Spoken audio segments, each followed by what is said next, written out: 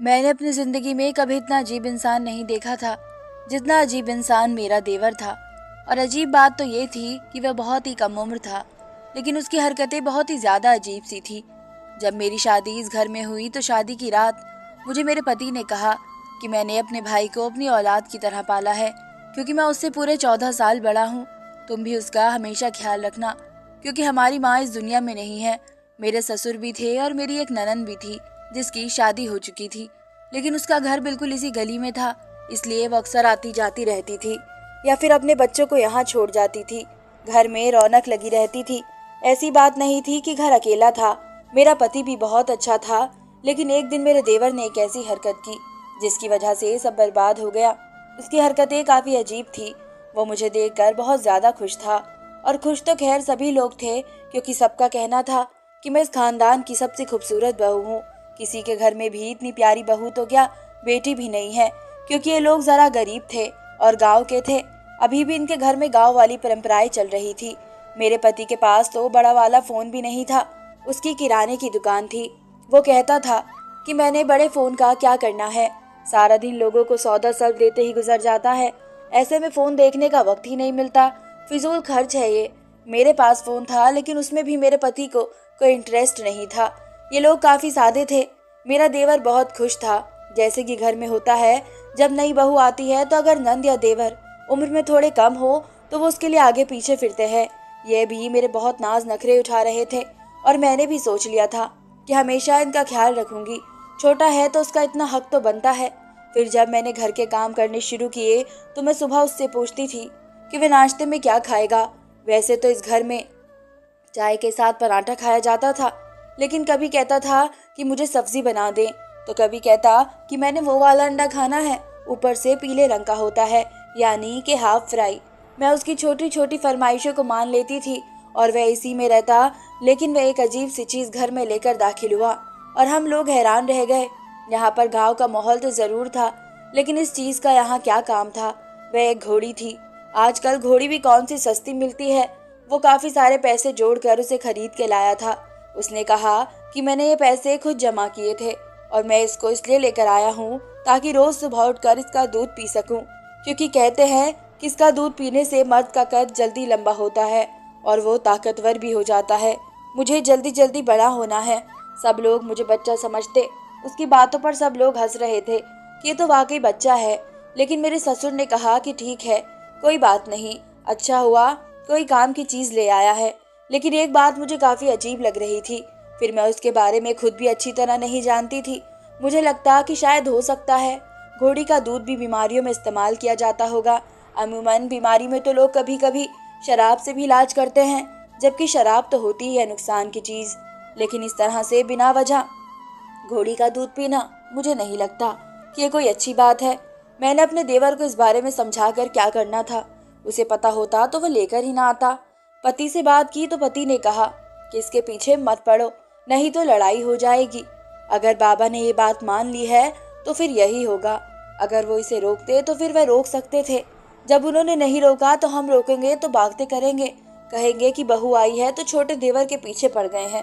वैसे भी ससुराल में अकल बांटना जुर्म ही समझा जाता है। इसलिए मैं भी खामोश हो गई और मैंने कहा कि ठीक है। सुबह सुबह ही मैं उठ जाया करती थी। सबका नाश्ता बनाना होता था। सबसे पहले मेरे ससुर घर से निकल जाते और उसके बाद मेरा पति जाकर पहले टाइम दुकान खोलता था।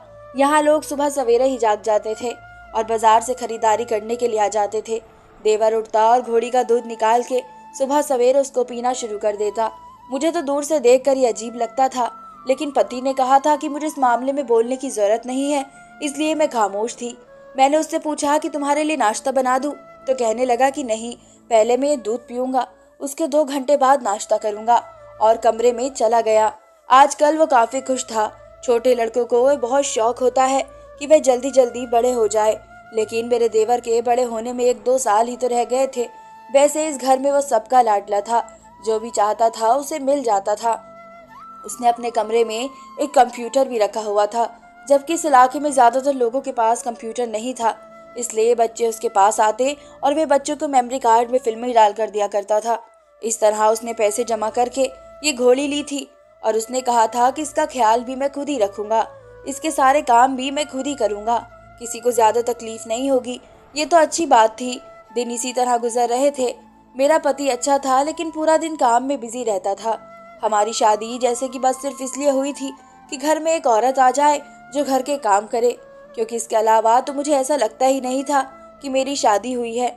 ना मैं अपने पति के साथ कहीं घूमने जाती थी, ना हम लोग कहीं खाना खाने जाते थे। वह तो मेरे माँ बापा के घर भी नहीं आता था, क्योंकि फिर उसका पूरा दिन बर्बाद हो जाता था। माँ बाबा भी समझाते थे कि दुकानदार इंसान की जिंदगी ऐसे ही होती है, उसकी छुट्टी नहीं होती। छुट्टी करता है तो नुकसान होता है। फिर तो मुझे दुकानदार लड़के से शादी ही नहीं करनी चाहिए थी, क्योंकि मेरे जिंदगी में बस यही सब कुछ रह गया था। पूरा दिन घर के काम करो और रात को सो जाओ। अपनी नंद से कभी कभी मिलने जाती थी, कभी वो आ जाती, लेकिन वो बेचारी भी मेरी तरह दुखों की मारी हुई थी। उसके 4 बच्चे थे जो शादी के 10 साल में ही पैदा हो गए थे। वो भी हमेशा बिजी रहती थी। उसके घर जाती तो कभी किचन में खड़े होकर मुझसे बात कर रही होती थी, तो कभी कपड़े धोते धोते। हम लोग बहुत बातें कर लेते थे। पर एक दिन घर में एक बहुत ही अजीब बात हो गई। मैंने अपने देवर को अपने कमरे में जाते हुए देखा। वहां से वह कुछ चोरी चोरी लेकर जा रहा था, और उसके बाद जब मैं अपने कमरे में आई तो मेरे कमरे में सामान बिखरा हुआ था। मैं काफी हैरान हुई थी। मैंने कहा कि मेरा पति तो सुबह सुबह चला जाता है और सुबह तो सब कुछ ठीक था, पर ऐसा क्यों लग रहा है कि मेरे कमरे में किसी ने तलाशी ली है। फिर वो मंजर मेरे सामने आया जब मेरा देवर चोरी चोरी कोई चीज छुपाकर अपने कमरे में ले जा रहा था। मैं काफी हैरान थी। अपनी चीजों को चेक करने लगी कि मेरी कौन सी चीज गायब है। अभी शादी हुई थी तो मेरे पास काफी सारी चीजें थी, और मुझे याद था कि मैंने कौन सी चीज कहाँ रखी है। मैं कोई 4 बच्चों की माँ थोड़ी थी जो चीज रखकर भूल जाती। इसलिए मुझे पता था कि मेरी कौन सी चीज किस जगह पर पड़ी है। चीजें तो सारी कमरे में ही थी। फिर ये तलाशी लेने का क्या मकसद था। खैर, मैंने कहा कि छोड़ो, बच्चा है, उसे कुछ कहूंगी तो कहेगा कि भाभी मुझ पर इल्जाम लगा रही है। लेकिन जब मैंने उसके कमरे की सफाई की तो वहां पर कोई ऐसी चीज देखी जिसको देखकर मैं हैरान रह गई। वह चीज कोई और नहीं बल्कि मेरी तस्वीर थी। ये मेरी शादी की तस्वीर नहीं थी, बल्कि मैं अपने घर से अपनी तस्वीर लाई थी। इस तस्वीर में मैं बहुत ज्यादा खूबसूरत लग रही थी। मैंने तस्वीर वापस वहीं पर रख दी और सोचने लगी कि इसने मेरी तस्वीर क्यों उठाई है। रात को सब बैठकर खाना खा रहे थे। मेरे ससुर और पति भी मौजूद थे। मेरी ननंद भी आई हुई थी। जब मेरे ससुर ने मेरे देवर से पूछा कि और भाई, भाभी पसंद आ गई है ना, तंग तो नहीं करते भाभी को, तो मेरे देवर ने बड़ी अच्छी बात की। उसने कहा कि मेरी भाभी थोड़ी है, ये तो मेरी माँ जैसी है। मुझे ये बात बहुत अच्छी लगी। मेरे ससुर ने कहा कि अगर आप मानो तो बड़ा भाई बाप जैसा ही होता है, और फिर बड़े भाई की पत्नी तो माँ जैसी ही होती है। माँ तो है नहीं, है ना, तो भाभी में ही माँ नजर आएगी। अच्छी बात है अगर तू इसे अपनी माँ की जगह समझता है तो। इस बात पर सारे खुश हो गए, और मुझे मेरे सवाल का जवाब मिल गया कि उसने शायद मेरी तस्वीर इसलिए उठाई थी कि वह मुझे अपनी माँ समझता था। मैं भी तो एक माँ की तरह ही उसके कपड़े धोती थी, उसके लिए नाश्ता बनाती थी, उसके कमरे को साफ करती थी, और कभी कभी उसे कुछ पैसे भी दे दिया करती थी। उससे पूछ लेती थी उसे किसी चीज की जरूरत है या नहीं। मुझे मेरे सवाल का जवाब मिल गया था, इसलिए मुझे ज्यादा परेशान होने की जरूरत नहीं थी। एक दिन मेरी ननद घर आई हुई थी। उसने कहा कि आज खानदान में शादी थी। मैंने अपने बच्चों को भी अपने पति के साथ भेज दिया है। खुद कमर दर्द का बहाना करके यहाँ आ गई हूँ ताकि थोड़ा आराम कर सकूं। मैं हैरान थी। औरत बेचारी को 2 घंटे आराम करने के लिए कितना झूठ बोलना पड़ता है। मैंने उसे कहा कि ठीक है, तुम आराम करो, मेरे कमरे में जाकर सो जाओ। थोड़ी देर तो वह सोती रही, लेकिन फिर बाहर आ गई। उसने कहा कि नींद ही नहीं आ रही है। जब मौका मिला तो नींद नहीं आती। हम दोनों बाहर बैठे थे और सेब खा रहे थे। जब दरवाजे की बेल बजी, दरवाजा खोला तो कोई बंदा वहां पर एक टोकरी देकर चला गया। उस टोकरी को देखकर हम दोनों ही आगे बढ़े। खूबसूरत लाल रंग की टोकरी बनी हुई थी, जिसके अंदर महंगी चॉकलेट्स थी। एक बड़ा ही प्यारा सा आर्टिफिशियल ज्वेलरी का सेट था और एक मोबाइल भी था। इसके अलावा छोटी छोटी चीजें थी, जो चीजें लड़कियां इस्तेमाल करती है। ऐसी चीजों का देखकर तो किसी भी औरत के मुंह में पानी आ जाता है। लेकिन उस बंदे को हमने कहा कि हमारे घर का नहीं है, हो सकता है किसी और ने मंगवाया हो। उसने कहा कि नहीं, आपके घर का ही है, किसी समरा नाम की लड़की के लिए है। ननन ने टोकरी उठा ली। उसने कहा कि भाभी, ये तो आपके लिए है ना, क्या हो गया आपको। मैं तो इस बात पर हैरान थी कि भेजा किसने होगा। भेजने वाले ने तो अपना नाम भी नहीं लिखा हुआ था। मैंने कहा कि किसने भेजा होगा, लगता है भाई ने भेजा है। आज आपकी सालगिरह तो नहीं है। मैं दिल में सोचने लगी कि अगर मेरी सालगिरह भी होती तो मेरा पति कभी भी मेरे लिए इस तरह से तोहफा बनाकर नहीं भेजता। इतना महंगा तोहफा मेरे लिए कैसे भेज सकता था? उसके अंदर जो फोन था वो कम से कम भी 25,000 का था, और आज वैसे भी मेरी सालगिरह नहीं थी। मैंने अपनी ननद से झूठ बोल दिया। मैंने कहा, नहीं, ये तुम्हारे भाई ने नहीं भेजा है, आज मेरी सालगिरह है। लेकिन तुम्हारे भाई को तो पता ही नहीं है, ये मेरे एक कजिन ने भेजा होगा। वो कल मुझे फोन कर रही थी कि तुम कल बहुत हैरान होने वाली हो, और मैं उसकी बात नहीं समझी थी। वो बहुत अमीर है, उसके पास बहुत पैसे हैं। मैं हैरान थी कि ये सब कुछ मेरे नाम किसने भेज दिया। मेरी ननद भी मुझे अजीब नजरों से देख रही थी, जैसे मेरी बात का उसे पूरी तरह से यकीन ना हुआ हो। लेकिन बहरहाल फिर उसका मुंह बंद करने के लिए मुझे मोबाइल उसी को देना पड़ा, क्योंकि मेरे पास पहले से मोबाइल था और मैं नहीं चाहती थी कि मेरा पति भी मुझसे सवाल करे। पूरा दिन सोचती रही कि ये सब कुछ किसने किया है, किसने भेजा है। अपने एक दो दोस्तों से भी बात की, बातों बातों में उनसे पूछने की कोशिश की कि उन्होंने मेरे लिए कोई चीज़ भेजी है।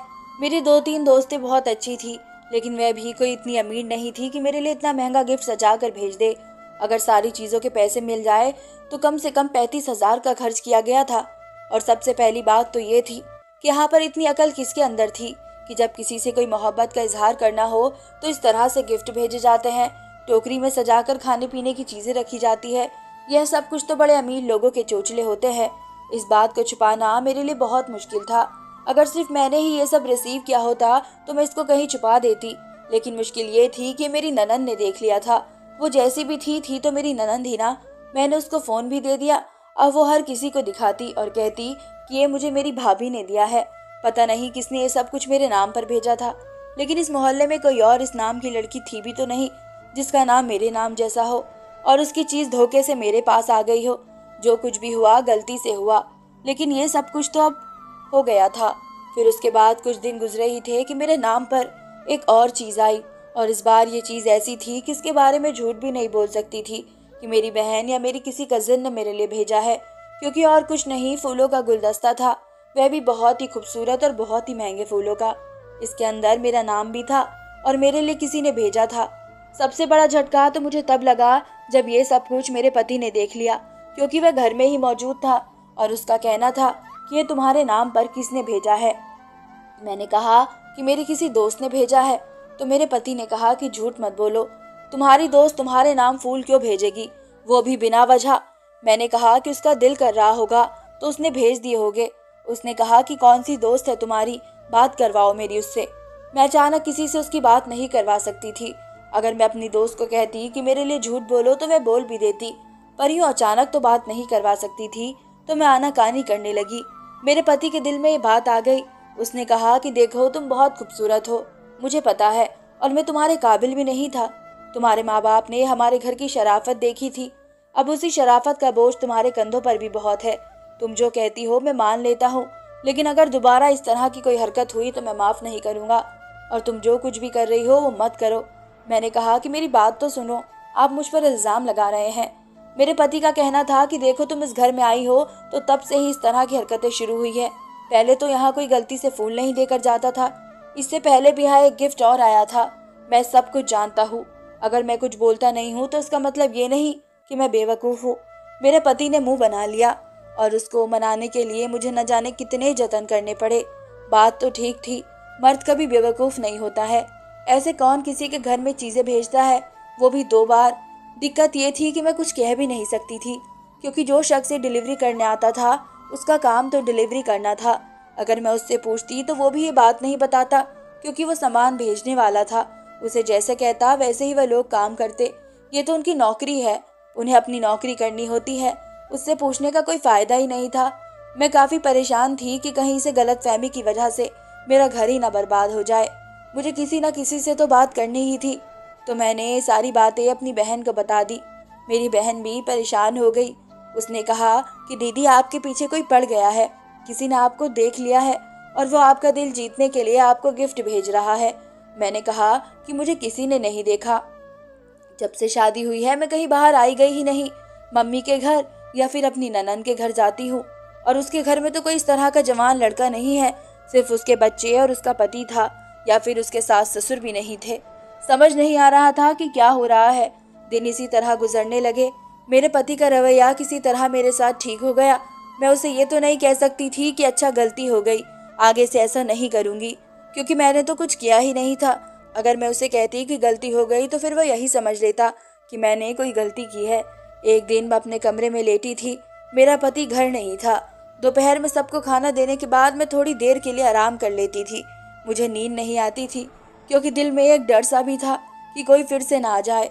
मैंने अपने कमरे के आगे जाली का पर्दा लगाया था। जाली के पर्दे में से आप बाहर देख सकते हैं, लेकिन बाहर से कोई अंदर नहीं झांक सकता था। मैं पर्दे से बाहर देख रही थी। बिल्कुल सामने मुझे घर का दरवाजा नजर आ रहा था।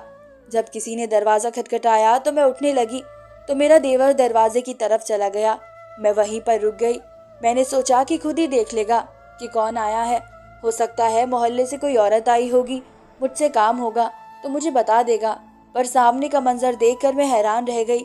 सामने वही डिलीवरी वाला लड़का खड़ा था, और इस बार फिर से वह कोई बड़ा सा गिफ्ट लेकर आया था, जो मेरे देवर ने ले लिया था।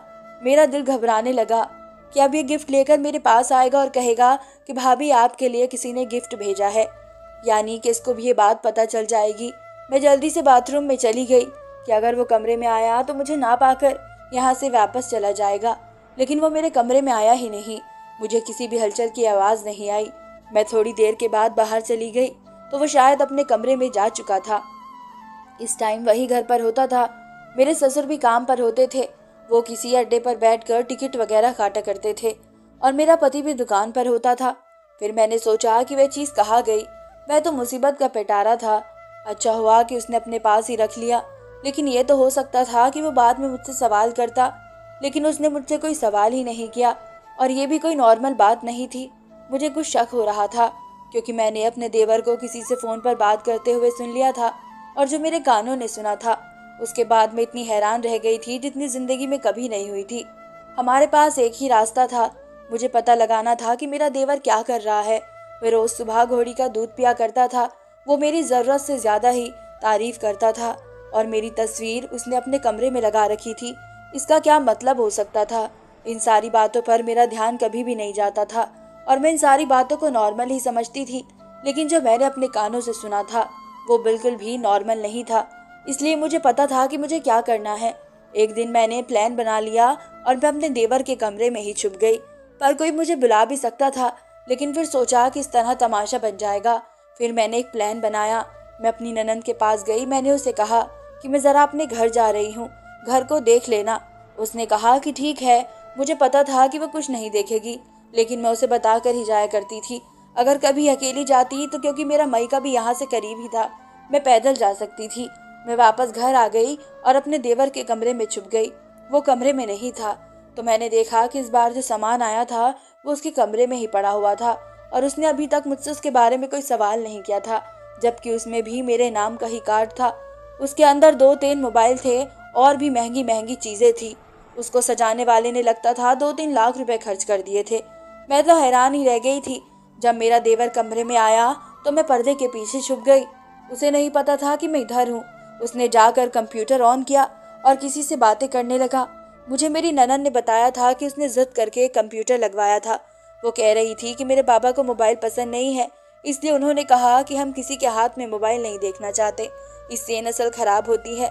मेरे देवर के पास फ़ोन था, पर छोटा मोबाइल था जिससे वह सिर्फ कॉल कर सकता था, लेकिन उसे कंप्यूटर पर इंटरनेट के जरिए कॉल गर्ल की सारी वेबसाइट खोली हुई थी। उसने अपने अकाउंट के ऊपर एक बहुत ही खूबसूरत लड़की की तस्वीर लगा रखी थी। अभी तक तो मुझे कुछ समझ नहीं आ रहा था कि क्या हो रहा है, लेकिन थोड़ी देर के बाद वो मैसेज पर किसी से बातें कर रहा था, और अगले शख्स के मैसेज भी मुझे नजर आ रहे थे। वो कह रहा था कि समरा डार्लिंग, अपनी तस्वीर तो दिखाओ। समरा तो मेरा नाम था। उसने उस व्यक्ति को मेरा नाम बताया हुआ था और यहाँ से लड़की के नाम का अकाउंट बनाया था। जब उसने कहा कि तस्वीर तो दिखाओ, अब तो मैं तुम्हें गिफ्ट भी भेज चुका हूँ और तुम्हारे अकाउंट में 50,000 रुपये भी डाल दिए हैं तुम्हारी माँ के ऑपरेशन के लिए। अब अपना चेहरा तो दिखा दो।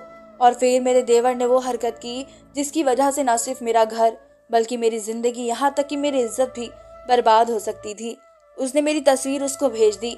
वो तारीफों के पुल बांधने लगा और मेरा देवर हंसने लगा।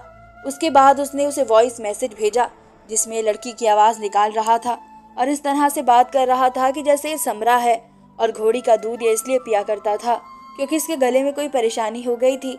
इसका गला बहुत ज़्यादा खराब हो गया था इसको लड़की की आवाज निकालने के लिए अपने गले को ठीक रखना था और इसे किसी वैद्य ने बताया था कि घोड़ी का दूध पीने से इसका गला बिल्कुल ठीक हो जाएगा और फिर इसकी आवाज साफ हो जाएगी। मैंने पीछे से जाकर अपने देवर को बालों से पकड़ लिया और उसको 2 थप्पड़ मारे। इतना तो मेरा हक बनता था। थोड़ी देर के बाद मेरी ननंद वहां आ गई। शायद वो चेक करने आई थी कि घर में कोई काम तो नहीं है। उसने ये सब देखा तो हैरान रह गई। मैंने उसको सब कुछ बता दिया और उसे ये भी याद करवाया कि उस दिन जो गिफ्ट आया था मैं घबरा गई थी, इसलिए मैंने तुमसे झूठ बोला था, लेकिन वह भी यही सब कुछ था और इसी से जुड़ा हुआ था। मेरी ननंद ने भी देवर को मारना शुरू कर दिया और उसे कमरे में बंद कर दिया ताकि वो यहाँ से भाग न जाए। शाम को उसकी ये सारी कारस्तानी मैंने अपने ससुर को और पति को सुना डाली। वो लोग भी हैरान रह गए। मेरा पति गुस्से से आग बबूला हो गया। कहने लगा कि आज तुझे नहीं छोड़ूंगा।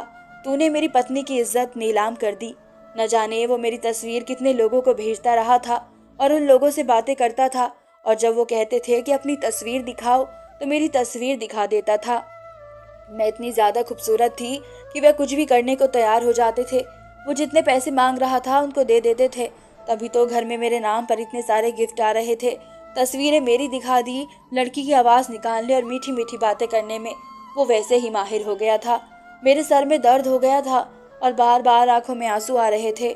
मेरी तस्वीर देखकर लोगों ने न जाने क्या क्या सोचा होगा और वो तस्वीर कहाँ से कहाँ चली गई होगी। मेरे पति का कहना था कि मैं तो इसे पुलिस के हवाले कर दूंगा, लेकिन मेरे ससुर ने कहा कि पुलिस के हवाले करोगे तो पुलिस वाले इसका क्या हाल करेंगे। वो भी माफिया मांग रहा था कि मुझे माफ कर दो, मुझे पैसों की जरूरत थी, मैं पैसे कमाना चाहता था, इसलिए मैंने ये सब कुछ किया। मेरी आवाज औरतों से मिलती थी और वह औरतों की बहुत अच्छी आवाज निकाल लेता था। मुझे एक दोस्त ने मशवरा दिया था मेरे देवर के खिलाफ कोई कार्यवाही तो नहीं हुई, लेकिन उसका कंप्यूटर भी बेच दिया गया। उसने जो घोड़ी रखी हुई थी उसे भी बेच दिया गया। जो गिफ्ट उसको मिले थे वो सारे भी छीन लिए। जो पैसे उसने अकाउंट में लोगों से लेकर जमा किए थे वे सब भी उनसे वापस ले लिए गए और उसको सब ने बारी बारी थप्पड़ भी मारा। यहाँ तक कि मेरी नंद के पति ने भी उसको नहीं छोड़ा। उसने भी बहती गंगा में हाथ धो लिए। उसके बाद मैं उसकी शक्ल भी देखना नहीं चाहती थी। मेरे पति ने कहा कि मैं इसको देखता हूँ तो मुझे बार बार गुस्सा आता है। इसने तो मेरी पत्नी की इज्जत को तकरीबन नीलाम ही कर दिया था। अब या तो आप इसको घर से निकालने का कोई इंतजाम कर दें या फिर मैं यहाँ से जा रहा हूँ। मेरे ससुर का कहना था कि ये तो पहले ही बिगड़ा हुआ है और इसे घर से निकाल देंगे तो और ज्यादा बिगड़ जाएगा। तुम लोग एक काम करो, ऊपर वाली मंजिल पर तुम लोगों के लिए मैं 2 कमरे बना देता हूँ। मेरे ससुर ने ऐसा ही किया। हमारे ऊपर वाली मंजिल पे 2 कमरे बना दिए और रास्ता भी अलग कर दिया। मेरा काम अब सिर्फ इतना था कि मैं अपने ससुर और देवर के लिए खाना बनाकर ट्रे में नीचे भेज दिया करती थी। बाकी मैं उनके सामने नहीं जाती थी, अपने घर में रहती थी। लेकिन मेरे साथ जो कुछ भी हुआ बहुत ही बुरा हुआ। अभी भी सोचकर दिल धड़कने लगता है। ऊपर वाले से प्रार्थना करती हूँ कि भगवान हमारी इज्जत की सुरक्षा करने वाला है। जो हो गया सो हो गया, पर भगवान न करे किसी के साथ इससे ज्यादा कुछ और हो। तो इस कहानी के बारे में आपकी क्या राय है, कमेंट बॉक्स में जरूर बताएं। धन्यवाद दोस्तों।